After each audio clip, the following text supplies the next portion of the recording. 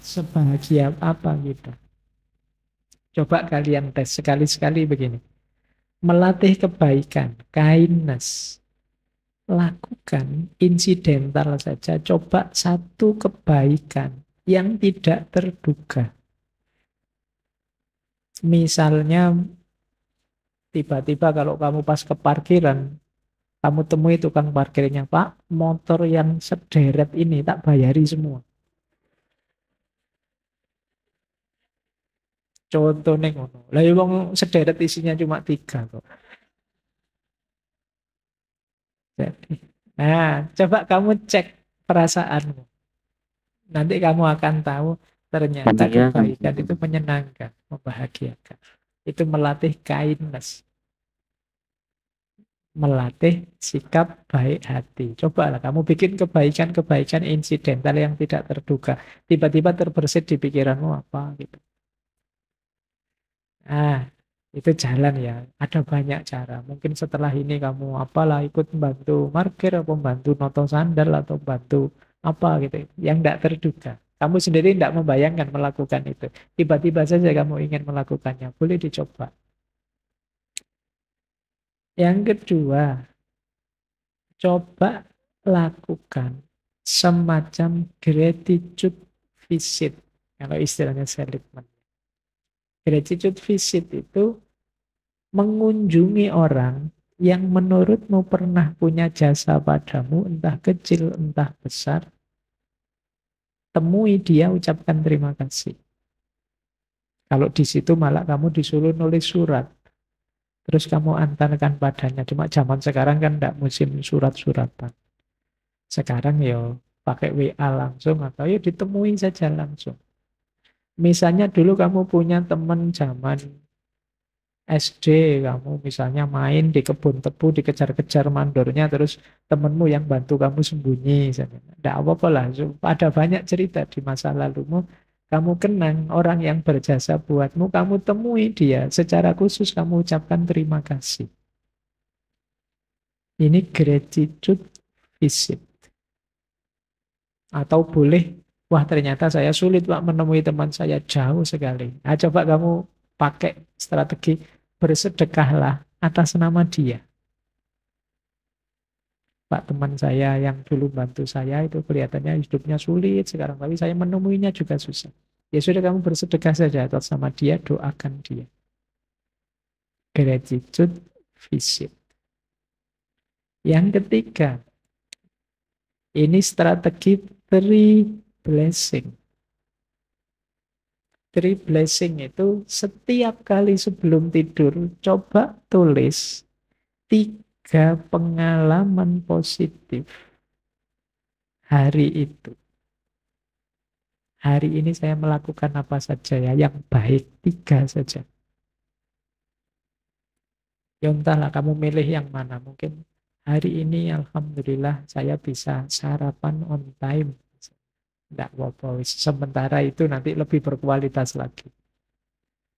Tapi jangan sampai kamu melewatkan satu hari, tidak ada satupun kebaikan yang kamu lakukan.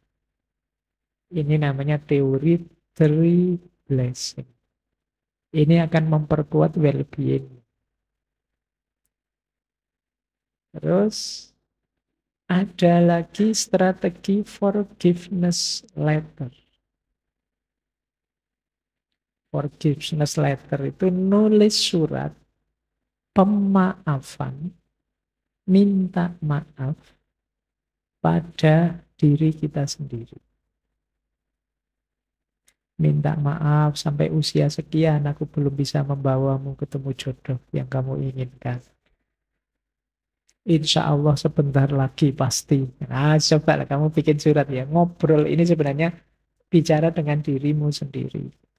Karena sering-sering yang jadi hambatan kita untuk maju adalah kita sering blaming pada diri kita sendiri. Kita mencela, merendahkan diri kita sendiri. Kita menyakiti diri kita sendiri. Mungkin lebih sering dibandingkan kita menyakiti orang lain. Mintalah maaf. Dulu saya ada ustadz yang memberi petunjuk saya, fatihai setiap anggota tubuh. Sambil kamu ingat-ingat kalau anggota itu pernah kamu ajak melakukan maksiat, ya kamu istighfar.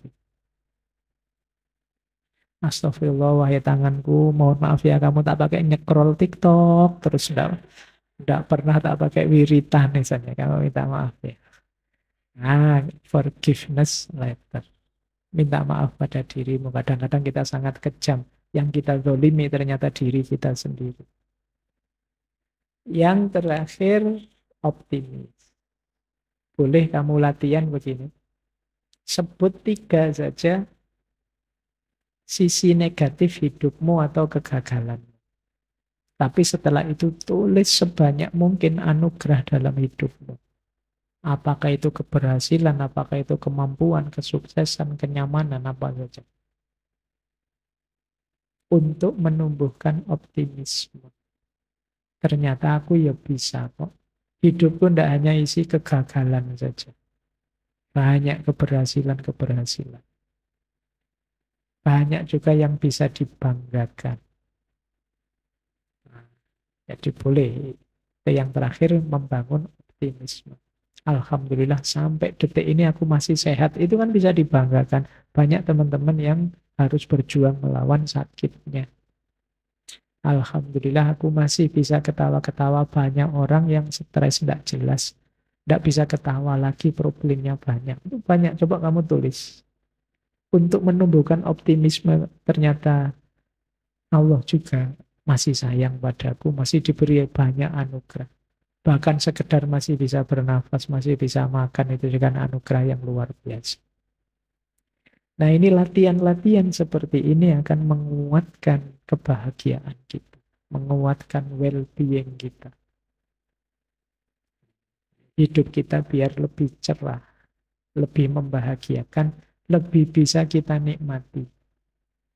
Karena mungkin selama ini sebagian besar hidup kita itu kan autopilot, jalan saja seperti biasanya. Sama sekali kita tidak mensyukuri dan menikmatinya. Itu yang membuat kita sulit bahagia. Kuncinya well-being adalah positive emotion. Yang kedua, engagement. Yang ketiga, relationship. Yang keempat, meaning. Dan yang kelima, accomplishment atau achievement. Kita belajar pelan-pelan ya. Nanti dijelaskan satu-satu, tidak usah khawatir. Ini sebenarnya kan mirip dengan konsep di authentic happiness sebelumnya. Ada positive emotion juga, ada meaning juga. Tapi komposisinya berubah. Tidak 3 yang level seperti tadi, tapi 5 yang saling terkait. Tentu saja positive emotion juga jadi kunci. Tidak mungkin orang puas dengan hidupnya kalau tidak ada rasa senang, rasa positif. Oke, kita awali. Yang pertama, positive emotion atau emosi positif. Emosi positif ini indikator utamanya. Orang yang well-being, yang sudah sejahtera, nyaman dengan hidupnya, emosinya pasti positif. Kalau emosinya masih negatif, masih jengkel, masih marah, masih kecewa, dan lain sebagainya, ya berarti belum well-being. Emosi positif nanti jadi kunci. Orang yang emosinya positif, itu kemungkinan dirinya sehat secara jasmani dan rohani lebih besar. Kalau orang di sini stres, terus depresi, terus negatif, terus isi pikirannya, ya gampang sakit lahir dan batin. Maka emosi positif jadi kunci. Carilah, ini tugas untuk teman-teman semua, cari momen-momen yang mendatangkan emosi positif. Jangan dekat-dekat dengan situasi toksik yang menghasilkan emosi negatif. Karena ini salah satu kuncinya untuk kita bisa bahagia dan sejahtera. Kalau di buku diberi contoh misalnya, Untuk membangun emosi positif bisa kita lakukan misalnya menghabiskan waktu bersama orang yang kita sayang. Pak, saya belum ada Pak yang disayangi. Pak. Ya emangnya cuma pacar yang disayangi. Kan ada orang tua, ada teman, ada sahabat. Ya kalau nembak ditolak ya kan masih bisa sahabatan aja. Nah, jadi ya paling tidak kan masih bisa berbagi emosi positif. Nah, jadi ya cari habiskan waktu sebanyak mungkin dengan orang yang kita sayangi biasanya bisa membantu kita memunculkan emosi positif.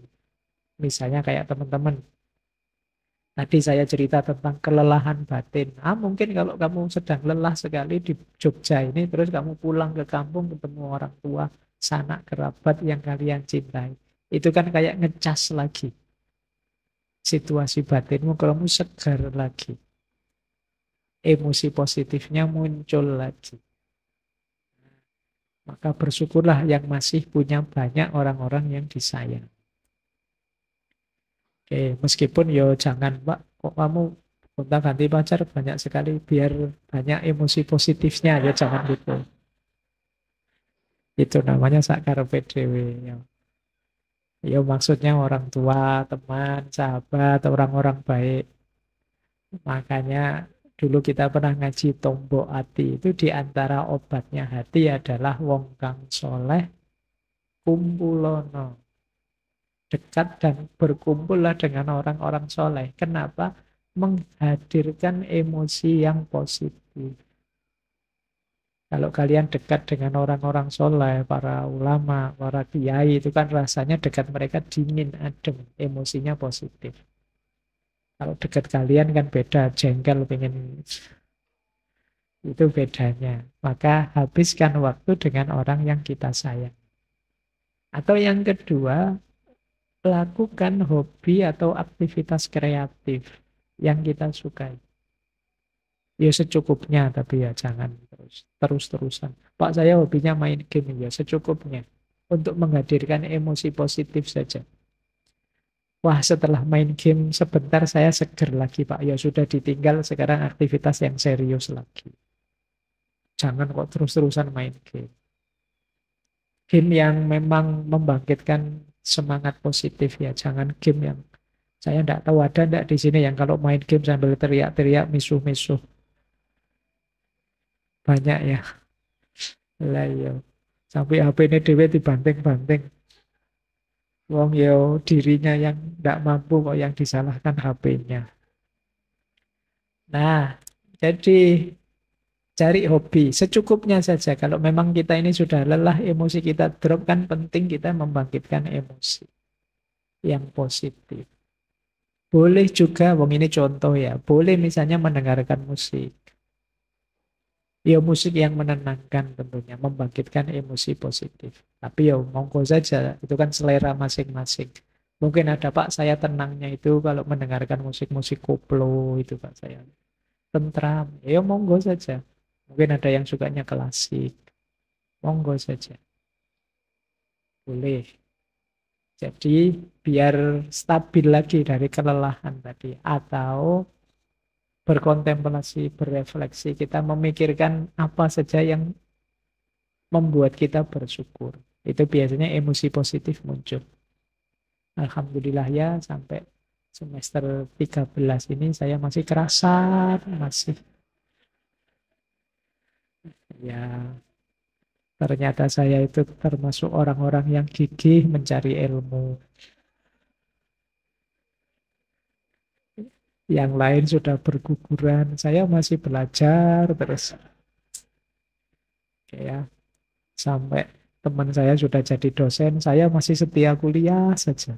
Tidak apa-apa wis. Itu kan berpikir yang positif membuat kita bersyukur sehingga hadir emosi positif. Membuatmu jadi tenang. Jadi yang pertama ini ya, caranya untuk berkembang, flourish. Kalau emosimu negatif terus, ya kalian tidak akan bahagia, tidak akan well-being, tidak akan sejahtera. Yang kedua, engagement. Engagement atau flow. Atau istilahnya seligman itu, engagement itu kita menyatu dengan ritme hidup, menyatu dengan musik. Di engagement itu kita melakukan aktivitas kebaikan apapun secara terlibat, kita hayati, kita fokus, kita rasakan.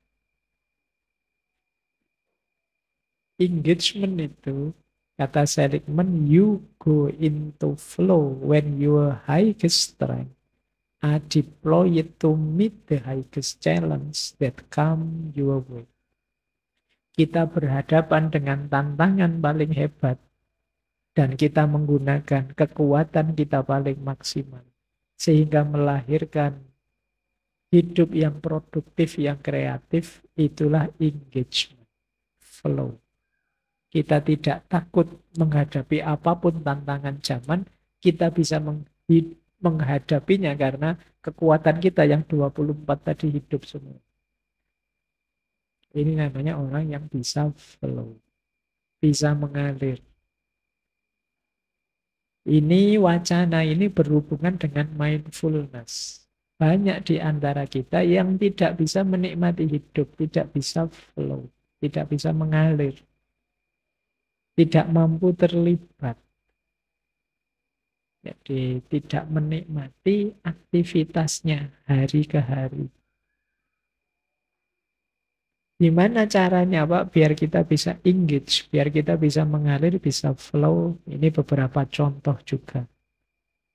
Karena ini salah satu syarat untuk kita bahagia juga. Yang pertama apa? Ayo berpartisipasi dalam aktivitas yang memang kita punya passion, kita sukai. Ini meningkatkan flow.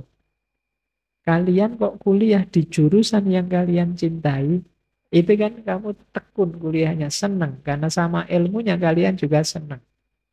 Kalian ada passion di situ. Coba kamu pilih sendiri ya, saya itu suka apa, enggak suka apa. Kamu hidupkan yang kamu suka. Apapun itu aktivitasnya. Mungkin ngaji ini, mungkin kuliah, mungkin apalah, termasuk sekedar nongkrong di angkringan, nikmati itu. Kita sering jadi orang yang melayang terus. Raganya di sini, pikirannya di mana? Nanti raganya di angkringan, pikirannya di mana? Kita tidak pernah menikmati momen. Kadang-kadang kita makan saja ya di samping HP. Kita tidak menikmati suapan demi suapan betapa nikmatnya nasi kucing di depan saya. Karena mata kita tertuju ke HP sambil misu-misu nonton postingannya orang. Tiba-tiba nanti habis 3 bungkus, dianggapnya masih 2 bungkus. Itu namanya bukan flow ya. Jadi kalau flow itu kamu bisa menikmati momen demi momen hidup. Latihanlah menikmati semua aktivitasmu. Kalau masih sulit, saya kok sulit fokus sih Pak, saya sulit menikmati. Coba latihan, kamu keluar, nikmati situasi sekelilingmu. Kamu amati, kamu perhatikan. Mungkin sekedar sebutir batu, mungkin sekedar satu tanaman. Coba kamu perhatikan detail apa yang ada di sekelilingmu, biar kamu menikmati. Mungkin kamu nonton semut yang jejer jalan-jalan. Kamu nikmati. Nggak usah diganggu, nggak usah usil. Biar saja semut. Kamu kan sering usil kalau ada semut lewat itu. Kadang-kadang sadis itu. Semut lewat, kamu rontokkan semua pakai sandal itu. Seruet. Itu kalau semutnya bisa ngomong keras itu salahku apa? Kamu kok kejam sekali. Itu yang bisa kayak gitu manusia ya. Tidak ada kepentingannya apa-apa ya kamu usil. Oke, nikmati situasi sekelilingmu biar kamu bisa engage, bisa flow. Kenali siapa kita, passion kita apa, yang bisa kita lakukan apa, yang tidak bisa apa. Strategi ini membuat kita terlibat dalam hidup kita. Kalau kita baik, kita puas bahwa kebaikan itu kita yang melakukan dan melakukannya kita sepenuh hati. Ini yang disebut engagement atau flow. Membuat kita tumbuh berkembang, membuat kita well-being dan bahagia. Lanjut. Nah, selain engagement, ada pula relationship. Jangan lupa kita ini makhluk sosial. Di antara sumber kebahagiaan kita adalah mencintai dan dicintai, menghormati dan dihormati, menghargai dan dihargai, mendukung dan didukung. Itu fitrah kita sudah sebagai makhluk sosial. Dengan siapa saja, dengan teman, dengan pasangan, keluarga, kolega, siapa saja. Ayo membangun relationship yang baik. Demi apa? Kebahagiaan. Sebagian besar kebahagiaanmu itu kan berkaitan dengan orang lain. Meskipun kamu pinter sendirian di kelas, wah saya tidak butuh teman-teman. Iya mungkin orang lainnya bukan temanmu, tapi dosenmu. Mungkin juga bukan temanmu, tapi orang tuamu yang menyuplai anggaran buatmu, dan lain sebagainya. Tidak mungkin kita hidup sendiri. Saya ini Pak, introvert tulen. Ya, saya tidak butuh orang lain sama sekali. Bahwa kamu tidak peduli dengan hadirnya orang lain, lebih asik dengan dirimu sendiri, bukan berarti orang lain tidak punya andil dalam kebahagiaan. Hidup kita tetap perlu orang lain, entah lewat pintu yang mana. Jadi ini pentingnya relationship. Maka kita perlu punya skill, kemampuan untuk membangun hubungan yang baik. Di situ ada beberapa contoh, beberapa cara membangun hubungan yang baik. Boleh nanti teman-teman latihan ya. Nyari circle yang cocok. Mungkin sudah punya Pak circle kelas Pak, tapi orangnya tidak pada asik. Kamu nyari sendirilah yang asik yang gimana. Semuanya tidak asik Pak. Lah terus kalau di kelas mereka saya selalu ditinggal, berarti yang tidak asik kamu. Ya. Oh yang lain bisa nyambung, kamu sendiri yang tidak bisa nyambung. Jadi ya latihan ya, latihan cari circle yang cocok, yang baik, yang bisa saling mendukung, yang saling menghargai. Latihan memulai ngobrol, di situ ada petunjuk. Coba latihan memberi pertanyaan pada orang dekat yang tidak terlalu kita kenal. Latihan mengakrabkan diri. Ini sebenarnya karena yang nulis Martin Seligman, orang sana, orang Amerika, mungkin yang gaya hidupnya cenderung individualis. Jadi ngobrol dengan orang yang tidak dikenal itu bareng langka. Oh, bandingkan di kita di Indonesia. Oh itu pokoknya jejer mesti ngobrol. Kalau di sini kan tidak mungkin tidak ngobrol, sudah mesti ngobrol. Dari sisi ini kita menang sebenarnya. Kalau sekedar peradaban nongkrong dan ngobrol itu kita juara sudah. Jadi kita punya keasikan sendiri, punya strategi sendiri untuk cepat dekat dengan orang. Itu khas kita sudah. Relationship kita bagus. Kadang sering dipuji orang kita itu ramah, kita itu familiar, murah senyum, dan lain sebagainya. Dari sisi ini lumayan kita. Murah senyum. Meskipun belakangan dikritik mulai mahal senyum. Mulai sering kenceng, sering tidak santai. Oke, ayo latihan menjalin pertemanan dengan orang-orang sekitar kita. Bila perlu, menghubungi lagi teman lama yang sudah putus. Ini juga mungkin kita sudah menang lah. Agama mengajarkan silaturahmi dan lain sebagainya. Jangan lupa ini juga sumber kebahagiaan. Dibenci orang itu menyakitkan. Tidak dihormati orang itu menyakitkan. Tidak dicintai orang juga menyakitkan. Sulit kita bahagia kalau relasi kita jelek. Latihanlah membangun relasi yang baik. Lanjut. Nah, selanjutnya tadi kan perma. Ini M-nya. Meaning. Makna. Meaning itu berarti sesuatu yang lebih besar dari diri kita. Jangan egois hanya mikir diri kita sendiri. Kalau bisa kita bisa mempersembahkan diri kita pada sesama. Ini sering saya pakai istilah kesadaran profetik.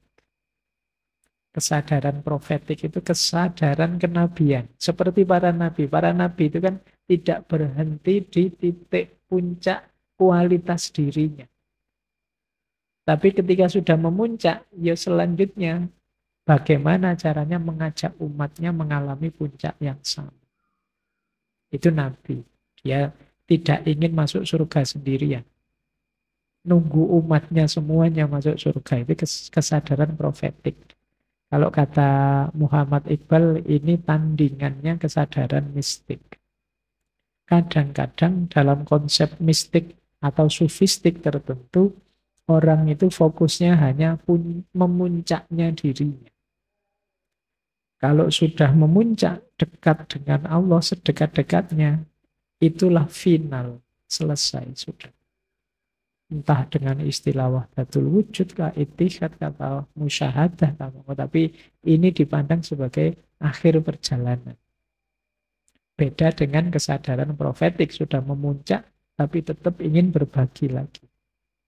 Tidak hanya ingin dirinya yang puncak, tapi dia ingin membagi pengalaman puncaknya. Nah, orang yang bisa berbagi, itu dia akan lebih puas, lebih bahagia. Jalannya banyak, bisa lewat sosial, politik, bisa lewat agama, komunitas, dan lain sebagainya, banyak. Sama seperti tadi rumusnya, berbagi pada sesama. Ada beberapa tips untuk membangun makna hidup. Yang pertama, boleh teman-teman kalau mungkin jangkauannya ingin lebih luas, ya bergabung saja dengan organisasi atau lembaga yang tujuannya memang pengabdian kepada masyarakat. Tujuannya memang membantu. Bukan yang mencari profit, tapi yang memang benar membantu. Libatkan diri di sana. Itu membuat diri kita lebih berarti. Banyak lembaga-lembaga sosial yang teman-teman bisa ikut membantu di sana. Yang kedua, lakukan aktivitas-aktivitas yang menghubungkan kita dengan banyak orang. Saya siap sih Pak membantu, tapi gimana ya Pak, saya tidak punya teman, saya tidak punya relasi, saya membantu siapa juga tidak tahu. Bantu tetangga juga tidak kenal itu. Ya berarti kamu kurang relasi. Jalannya apa? Yuk kamu perbanyak relasi. Pingin saya Pak ngajar misalnya di sini anak-anak kecil itu ngaji. Tapi gimana caranya ngundang mereka ya Pak? Itu berarti kamu kurang gaul. Mungkin kamu terlalu banyak di kamar saja, di rumah saja. Tidak banyak kenalan di luar. Ayo dimulai, tidak usah malu-malu. Punya banyak teman itu lebih banyak untungnya dibandingkan tidak punya teman. Entah dalam aspek apa. Kemudian coba difikirkan, kita kan punya bakat, punya kemampuan, punya kompetensi tertentu. Kira-kira bakat kita itu bisa membantu orang lain secara bagaimana ya? Pak, saya itu tidak punya bakat apa-apa. Bisa nih yuk main game itu saja. Coba kamu berpikir, keahlianmu main game itu bisa membahagiakan orang lewat jalan yang bagaimana? Kok kamu buka kursus privat gratis, petunjuk main game, caranya nge-cheat atau apa piye ngono. Ya itu contohnya ya, kamu kan masing-masing punya bakat, punya kemampuan. Apalagi seusia kalian bakatmu banyak pasti. Asal kamu mau saja kamu bisa berbagi banyak hal pada sesama. Tinggal kalian mau apa tidak. Itu saja sebenarnya. Insya Allah kalau teman relasi kalian sudah banyak lah. Coba dipikir mulai sekarang, apa sih yang bisa aku berikan di levelku ini, dalam usiaku saat ini, dalam situasiku saat ini. Itu akan membantu kita menemukan makna hidup yang membawa kita bahagia. Inilah yang disebut meaning. Yang kelima, A-nya, accomplishment. Accomplishment itu prestasi, kemampuan, penguasaan, atau kompetensi. Ini juga membahagiakan. Jadi, mari punya target-target dan bahagia dengan itu. Orang yang tidak punya kebanggaan sama sekali tentang dirinya, sulit percaya diri. Orang yang tidak percaya diri, ya sulit sukses. Wong dia dengan dirinya sendiri tidak percaya. Jalan suksesnya jadi sulit. Maka entah dengan cara apa teman-teman carilah kebanggaanmu masing-masing. Buat prestasi, buat capaian, bentuk kompetensi yang baik yang bisa kalian banggakan. Entah dalam bentuk apa. Di situ ada petunjuk untuk membangun prestasi, mencapai tujuan, buatlah tujuan-tujuan yang sifatnya, ini mungkin teman-teman yang latihan manajemen atau apa pernah dengar istilah ini SMART. Jadi SMART itu specific, measurable, attainable, realistic, timely. Spesifik, terukur, dapat dicapai, realistik, waktunya juga jelas. Coba kalian target, terus kasih rumus itu. Pak, saya pingin hafal juz amma. Spesifik ya, terukur. Yo 30 juz sehari 1 halaman, Pak. Dan realistis, dapat dicapai. Ya, tidak mustahil, Pak. Saya selalu ada waktu lowong setelah habis subuh 2 jam. Masuk akal. Dan waktunya jelas. Ya kira-kira 1 bulan saya kira sudah bisa saya hafal. Ini namanya SMART. Targetmu jelas, bisa dicapai, realistis, waktunya juga jelas. Ini memudahkanmu kalau membuat target.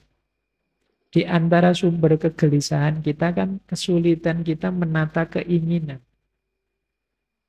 Untuk menata keinginan itu, pastikan keinginan kita sifatnya SMART tadi. Realistis saja, jangan menginginkan yang di luar jangkauan. Nanti kamu kecewa sendiri. Misalnya kamu cita-cita, yo saya pingin paling enggak 2024 itu ya presidennya saya lah Pak, kalau bisa. Itu namanya enggak smart.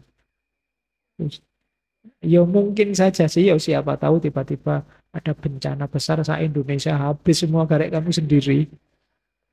Ya wis dadi ya presiden dhewe, dadi rakyat dhewe, dadi. Jadi tapi target yang serius ya yang smart tadi, yang attainable, measurable, specific, realistic, dan timely. Nah, untuk kebahagiaan juga kadang-kadang perlu juga kita ingat-ingat sukses kita di masa lalu. Yo, sekarang sih saya memang keteteran kuliahnya. Jangan lupa, tapi saya dulu pernah juara loh. Pidato misalnya. Level RT 17-an misalnya. Ya enggak apa-apa kan. Lumayan kan prestasi, ada kebanggaan. Jadi apapun itu jenis kebanggaan.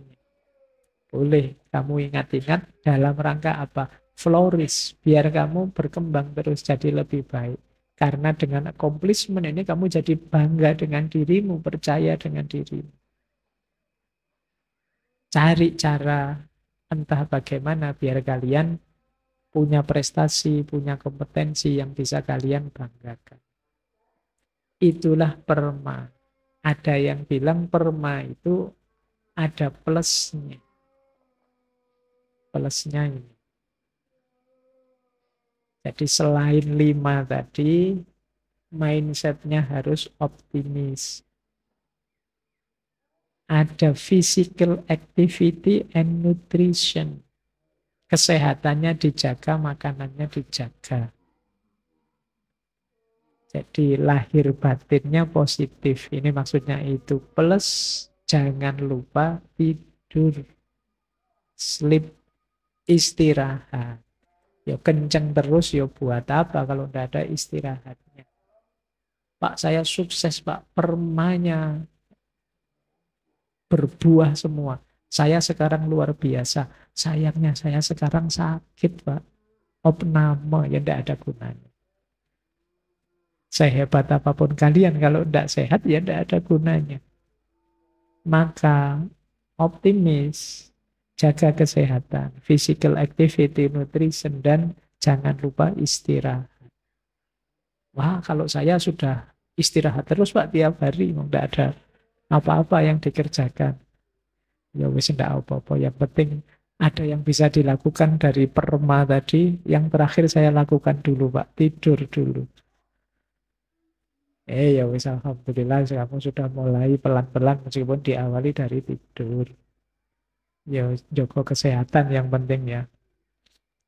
Saya kemarin ada yang tanya, Pak, lebih baik mana? Kurang tidur apa terlalu banyak tidur? Ayo kamu jawabnya gimana pertanyaannya? Ayo bagaimanapun kalau dalam ilmu akhlak ifrat dan tafrid itu jelek. Kurang atau lebih itu jelek. Yang baik apa? Pas saja.